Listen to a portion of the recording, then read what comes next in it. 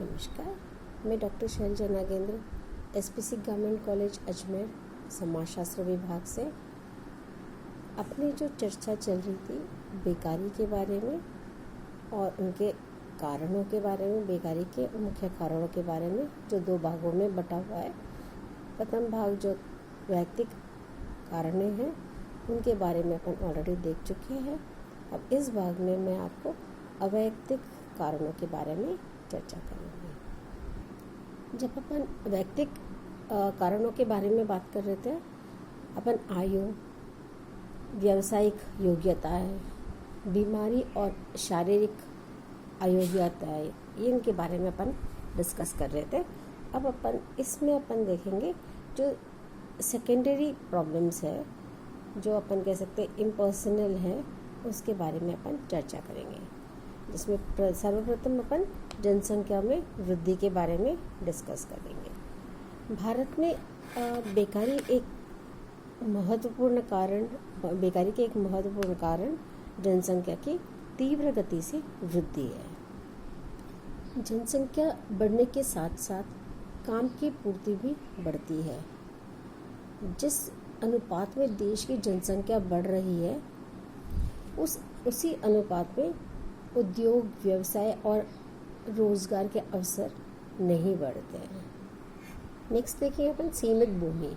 जनसंख्या में वृद्धि हो रही है किंतु भूमि सीमित रह गई। जनसंख्या बढ़ने के कारण प्रति व्यक्ति कृषि योग्य भूमि में कमी आती है।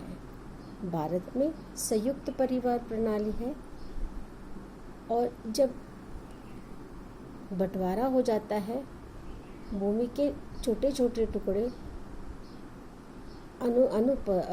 उत्पादन जो छोटे छोटे टुकड़े हैं उसके ऊपर परिवार के सारे सदस्य लगते हैं और उसका उत्पादन कम हो जाता है।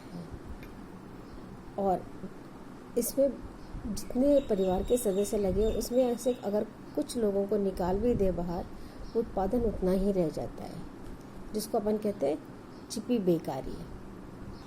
थर्ड पॉइंट लेते हैं मौसम एवं प्राकृतिक कारण। भारत की कृषि वर्षा पर निर्भर रहती है।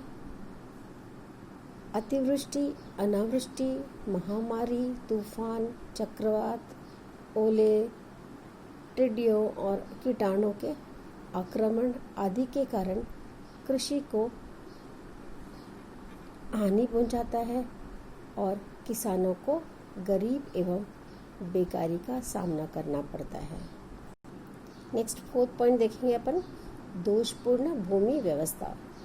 जमींदारी उन्मूलन कानून एवं भूमि सुधार के प्रयास के बावजूद भी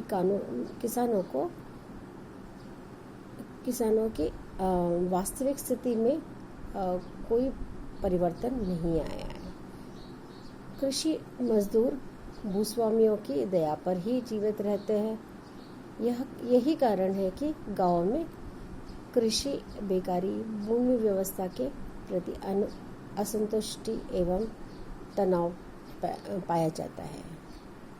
5th पॉइंट अपन देखेंगे कृषि की पिछड़ी दशा। बेकारी का एक कारण भारत की पिछड़ी कृषि अवस्था है। आज भी कृषि करने की पुरानी विधियाँ अपनाई जाती है और गांवों में ये प्रचलित है।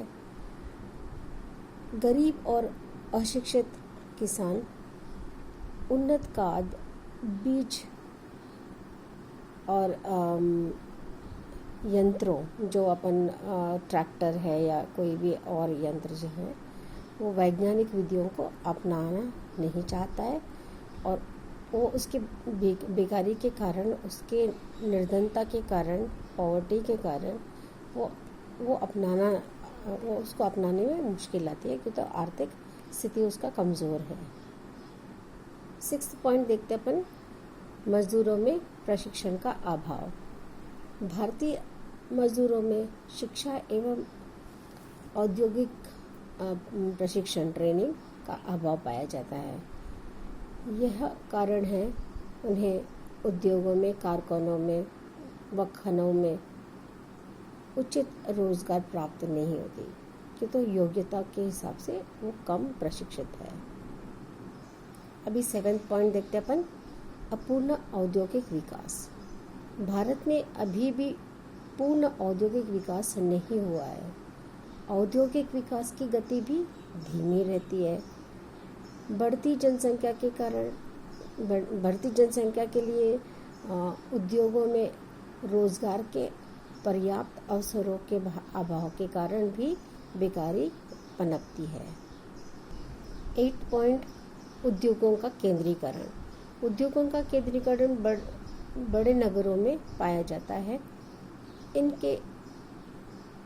इनमें काम करने ग्रामीण लोग शहरों में आ जाते हैं। उद्योग अभी रिसेंटली भी अपन कोरोना वायरस के टाइम में देखा, लेबर कितना माइग्रेट किया है, जो अपनी एक्चुअल निवास स्थान है वहाँ से, उनके गाँव से वो शहरों में चले गए थे कामकाज के तलाश में। और इतने कई लोग तो कई सालों के बाद वापस माइग्रेट हुए अपने पुश्तैनी मकानों में, पुश्तैनी गाँव में। उद्योग का दशा के विभिन्न क्षेत्रों में अपन देखेंगे तो विकेंद्रीकरण करना चाहिए।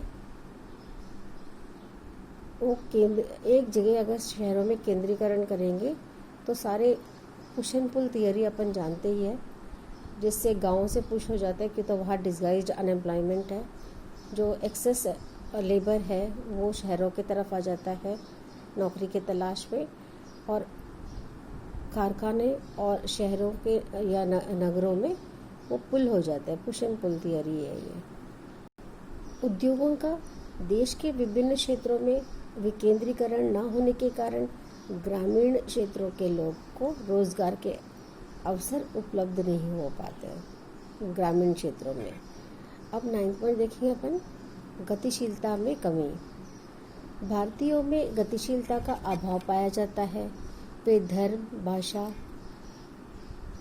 प्रांत, रिश्तेदारी एवं परंपराओं से बंधे होते हैं।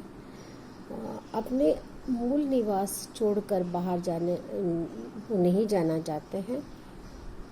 लोग कम आय में भी संतुष्ट रहते हैं और वो अपनी नौकरी के तलाश में बाहर नहीं जाना चाहते। एक सीमित एरिया में या एक सीमित क्षेत्र में रहना पसंद करते हैं, जिस वजह से डिस्गाइज्ड अनएम्प्लॉयमेंट या अपन कह सकते हैं कि सेमी एम्प्लॉयमेंट में उसी क्षेत्र में रह जाते हैं।